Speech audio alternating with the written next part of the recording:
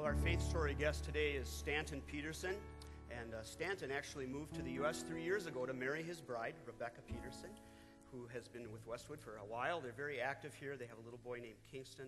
And Stanton, thanks for sharing with us today. Thank you, Mark. As you heard, my name is Stanton Petersen, and I'm a missionary. This is my faith journey of how I left Africa to come, if I get this right, Minnesota, in pursuit of my wife, Rebecca, of course, and most importantly, God.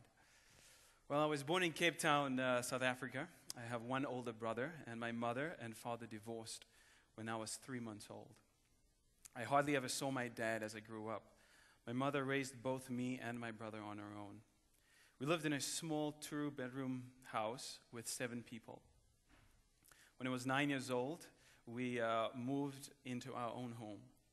It was there that my mom accepted Christ through a house church meeting. And it was through her conversion that my brother and I came to know the Lord. However, not everything was smooth sailing.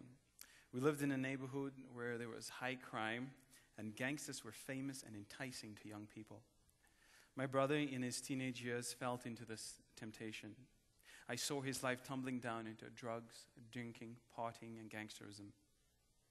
This took a toll on our family for years. Not only that, but my teenage years, I had a very relaxed and careless Christian spirit. In other words, I never really pursued after God. I attended church, I prayed here and there, but there was never a point where I really wanted God. But something happened that changed our lives. My mom began to pray. She prayed fervently. I saw my mother down on her knees interceding for her sons, and this utterly amazed me because I saw the power of the presence of God through prayer. A few years later, my brother gave his life to Christ, and today he serves in full-time ministry. Her prayers also changed me because I wanted to know, who is this God that can move so powerfully through man? This put me on a pilgrimage to seek God. I remember his promise that said, if you seek me, you shall find me. And it was through this pursuit that God brought a mentor into my life, a 70-year-old man that taught me how to chase after God, how to catch him, and just worship him. We read the Bible together, we prayed, we fasted in the mountains with other believers. And it was in these moments that my spiritual life just came alive. I was there that I desired to share it with others. I didn't know where to go, I didn't know what to do, and so I just prayed. And somehow God led me to children's ministry. I soon found myself in an organization called Living Hope, where I had the opportunity to teach kids as God has taught me. Chase, catch, and just worship. I began to see God move mightily in their lives and in their families. And this was a wonderful thing to see. I also had the privilege of hosting other missionaries. And this is where I met my beautiful wife, Rebecca. Although I was on cloud 9, and this became a very critical time for us, as God put a great challenge before us. We knew within our hearts that God wanted us to move to America.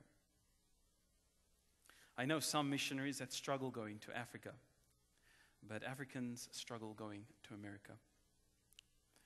God was asking me to leave my job, my family, my friends, my ministry. It was almost as if God was saying, how much do you want me? How much are you willing to let go in pursuit of me?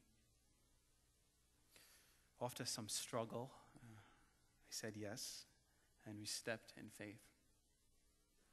When we moved to Minnesota, God began to do something great in our lives. First, he kept his promise that if we seek after the kingdom of God and his righteousness, he will provide. He provided food, clothing, shelter, and he did that. Not only that, he also laid before us a new ministry called Swim, founded by Sammy Wainoni, where we share the good news of God to children all around the world. In fact, this August we'll be going to Rwanda. When I look back in my life and the things that I have learned, there are 2 things that I am determined to set my heart on. First, in the pursuit of God, I long to do whatever it takes, whether it's leaving a place or whether it's let going a thing or a family. And secondly, I just don't want a good beginning. A good beginning, I mean by I was brought up in a Christian home. I knew God at a young age. I didn't do any drugs. No, not a good beginning, but a glorious ending. One that loves the name of Christ in every man, woman, and child. This is my dream. Thank you.